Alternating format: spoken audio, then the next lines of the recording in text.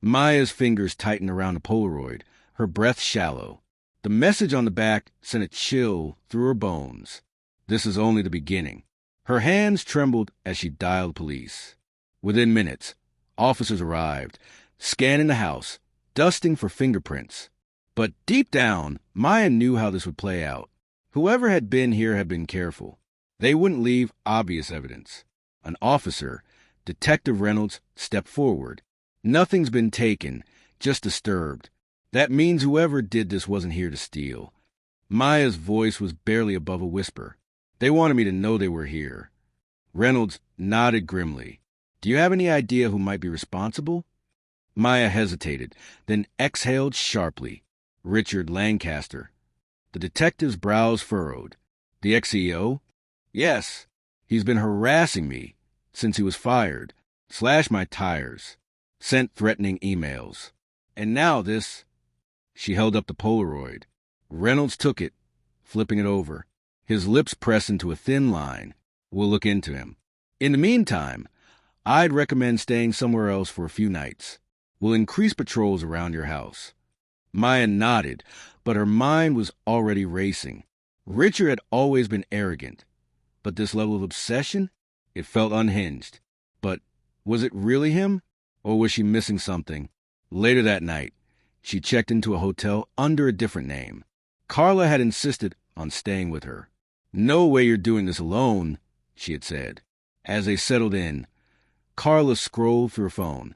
So, Richard hasn't posted anything since his little PR stunt. Maya's eyes narrowed. That's not like him. Exactly. He thrives on attention.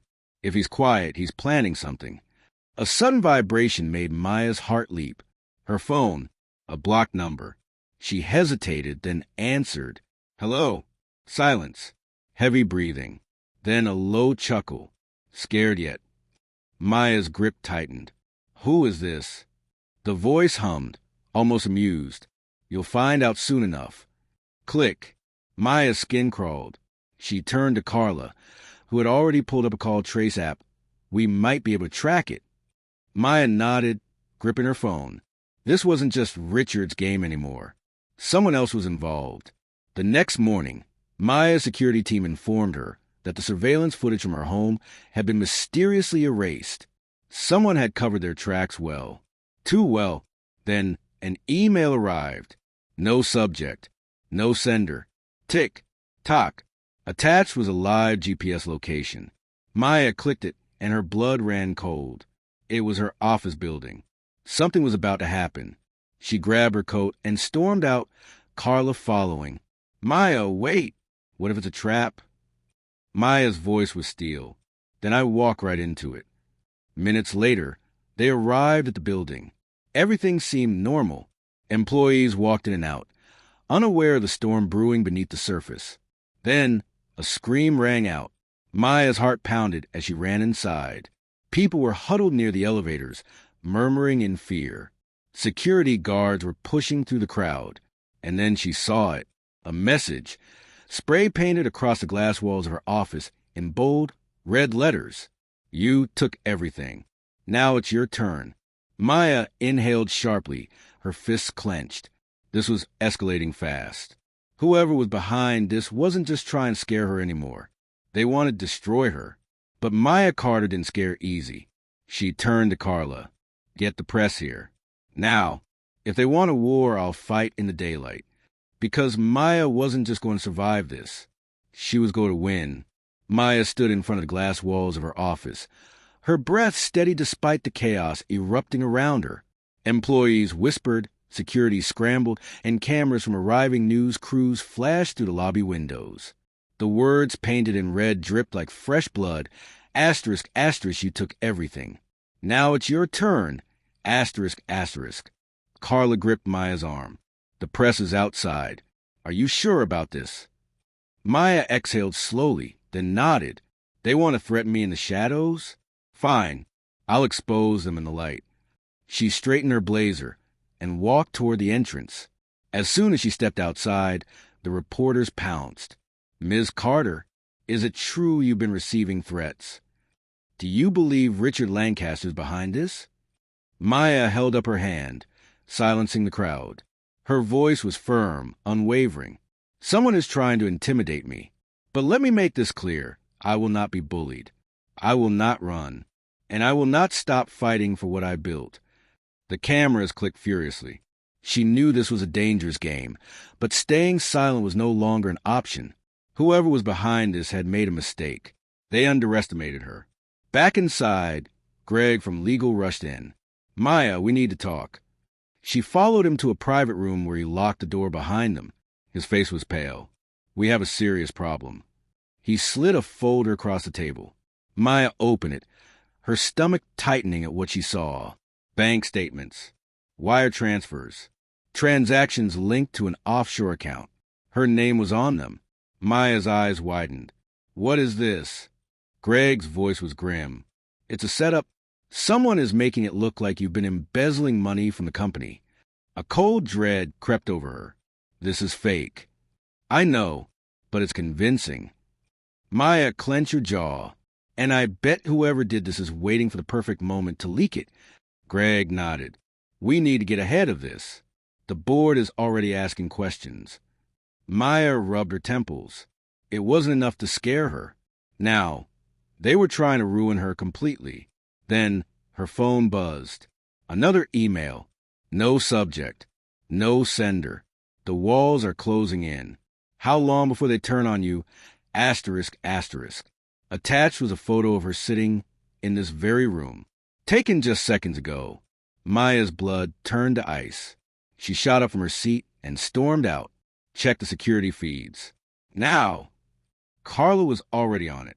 Her fingers flew across the keyboard as the footage loaded. Then they saw him, a figure in a black hoodie, standing just outside the conference room's glass wall, partially hidden by a column. The timestamp showed it was taken less than 5 minutes ago. Maya's heart slammed against her ribs. He's still here. Security fanned out, searching every corridor, every stairwell. But they found nothing. Whoever it was, they had vanished into thin air. That night, Maya barely slept. The threats, the setup, the intruder, it was all closing in on her. But fear wasn't an option. She had fought too hard to let them win. By morning, Greg called with another update. His voice was tense. "Maya, the board is demanding a meeting. Today, someone leaked the fake embezzlement reports." Maya inhaled sharply. "Who leaked it?" Greg hesitated. "An anonymous source." Maya gritted her teeth. It was Richard. She knew it in her gut. This was his revenge. He couldn't have the company back, so he was trying to burn it to the ground with her inside. Hours later, she stood in the boardroom, facing a panel of stone-faced executives. The chairman folded his hands. "Ms. Carter, we have received deeply concerning financial reports. Can you explain this?" Maya met his gaze head-on. "These reports are fabricated. I have never taken a cent from this company." A skeptical murmur rippled through the room. One board member tapped the documents. "The evidence suggests otherwise." Maya leaned forward. "And who provided this evidence?" "An anonymous source." Silence. She took a slow breath. "Who benefits from my downfall? Who has been desperate to see me fail?" "Richard Lancaster." The chairman exhaled, considering her words. "Regardless, an investigation must take place. Until then, we have no choice but to..." The doors burst open. A security guard rushed in, breathless. "Sir, we found something." "In the basement parking garage." Everyone turned. The guard placed a laptop on the table, the screen flashing with lines of code. "We caught a hacker wiping security footage. This is what we recovered." The screen flickered and a video played. A shadowy figure sat at a desk, typing rapidly. Then he turned his head slightly, just enough for the camera to catch his face. Richard Lancaster. The boardroom fell into stunned silence.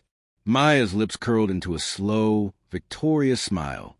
"Looks like we have our answer." The chairman's expression darkened. "We'll take immediate action. Richard will be prosecuted." But Maya wasn't done. She leaned back, her voice smooth and unwavering. "And I want full access to the investigation. If he was willing to go this far, there's more we don't know." The chairman nodded. Agreed. Maya exhaled, but she knew this battle wasn't over. Because Richard had made one thing clear. This was only the beginning. And she had no idea just how deep the betrayal ran. Maya sat in her office, fingers drumming against a sleek wooden desk. The evidence against Richard was damning, but something still felt off. It was too easy. A man like Richard didn't just make mistakes. He was meticulous, calculated. If he had been caught this easily, then he wanted to be caught. A chill ran down her spine. Carla burst in, her face pale. Maya, you need to see this. She turned her laptop screen towards Maya, who leaned in. A news broadcast was playing, the headline bold and blaring. Breaking. Disgraced former CEO Richard Lancaster found dead in his home. Maya's breath caught in her throat. The reporter's voice was somber. Authorities have yet to release an official statement, but sources claim Lancaster was found early this morning in what appears to be a case of self-inflicted harm. However, some are speculating foul play given his recent legal troubles. Maya clenched her jaw. Richard was a lot of things, but he wasn't a coward. He wouldn't have taken his own life. Not when he had spent the last few months fighting to destroy her. Someone had silenced him. Carla's voice was barely above a whisper. What if this isn't over? Maya exhaled sharply. It's not. That night, she barely slept. Every shadow in her penthouse felt like a threat. Every sound an intruder. By morning, her exhaustion had settled into something stronger. Determination. If someone thought Richard's death would make her back down, they had another thing coming. Greg from legal called, his voice tight. Maya, we need to meet. Now. 30 minutes later, she arrived at an upscale cafe where Greg was already waiting. He slid an envelope across the table. This was left at my office this morning. No name, no return address. Maya opened it. Inside were photos. Grainy but clear enough. One showed Richard entering a dimly lit building. Another showed him sitting across from a man in a suit, his face obscured. The last photo made Maya's stomach turn. It was her, a shot of her taken through her office window, unaware, vulnerable. A small note was attached. You're next. Maya's fingers curled around the paper, rage surging through her veins. Whoever was behind this wasn't just trying to scare her. They were taunting her. Greg's voice was low. This isn't just about the company anymore, Maya. This is personal. Maya's jaw tightened. Then it's time I make it personal, too. She spent the next few days digging into Richard's past. If he had been working with someone, she needed to know who. And more importantly, she needed to know why. Then she found it. A hidden financial trail. Large sums of money transferred between offshore accounts. And a name that sent ice through her veins. Jonathan Reed, one of the most powerful corporate figures in the industry. Ruthless. Untouchable. And now, directly tied to Richard. Maya sat back, heart pounding. Richard wasn't the mastermind. He was a pawn. And the real game had just begun. Before she could react, her phone vibrated. A blocked number. She hesitated, then answered. Who is this? A low voice chuckled on the other end. I was wondering when you'd figure it out. Maya's grip tightened. Jonathan Reed. Another chuckle. Smart girl. But intelligence won't save you. You should have walked away while you had the chance. Maya's voice was steel. I don't scare easy. Good, Jonathan said. That makes this more fun. The call ended. Maya's heart slammed against her ribs. She wasn't just up against a bitter Exio anymore. She was facing a man with power far beyond anything she had encountered. And he wasn't just coming for her company. He was coming for her life. Maya sat in stunned silence, the dial tone still ringing in her ears. Jonathan Reed had just made it clear. He wasn't just watching her. He was hunting her. Fear was a foreign feeling to Maya, but at that moment, it clawed at her chest. Richard had been bad enough, but Jonathan Reed was a different breed. He was a kingmaker, a shadow that moved pieces behind the scenes. If he wanted her gone, he wouldn't send threats. He'd send executioners. Her mind snapped into focus. If Jonathan thought she was going to back down, he was sorely mistaken. Maya had built herself from the ground up, fought for every inch she had gained, and she wasn't about to let some corporate tyrant scare her off. She pulled out her laptop, diving deep into Jonathan Reed's dealings. The money trail she had found was just the beginning. Offshore accounts, shell companies, political connections. Jonathan was everywhere. And yet, there was one link that stood out, a name buried under layers of transactions. David Holloway, a former Lexington and Company executive who had mysteriously retired right before Richard had started his shady dealings. Maya exhaled sharply. That wasn't a coincidence. Carla walked in, coffee in hand, but froze when she saw Maya's expression. "What's wrong?" Maya looked up, her jaw set. "I think I just found our missing link." Carla placed the coffee down. "Who?" Maya turned the laptop toward her. "David Holloway. If anyone knows what Richard was really up to, it's him." Carla frowned. "Didn't he disappear?" "Not completely," Maya said, clicking on a recent sighting. "He's in New York, and I'm going to find him." That night, Maya boarded a flight. She barely slept, running every possible scenario through her mind. By morning, she was in Manhattan, standing outside a rundown apartment complex. This was where David Holloway had been spotted, a far cry from the luxury he once lived in. She knocked on the door, her heartbeat steady. Footsteps shuffled inside before the door cracked open. A man in his late 50s peered out, eyes weary and bloodshot. "David Holloway?" Maya asked. His face paled. "Who's asking?" "Maya Carter. And I think we need to talk." David hesitated, then stepped aside, letting her in. The place was a mess. Empty bottles, newspapers stacked high. A man who had clearly been living in fear. "You shouldn't be here," David muttered, pouring himself a drink. Maya crossed her arms. "Jonathan Reed." The glass in his hand trembled before he set it down. "You have no idea what you're getting into." "Then tell me." David let out a hollow laugh. "Richard was never the real threat. Jonathan owns people, Maya. He doesn't fire them, he buries them.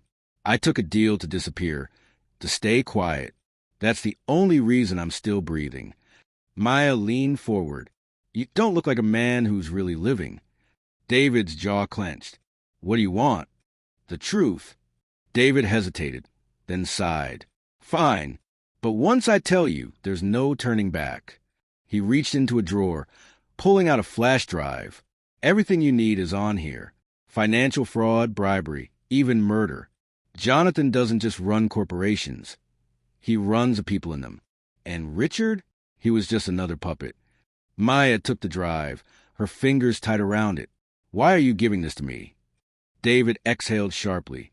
"Because you're the only one crazy enough to take him on."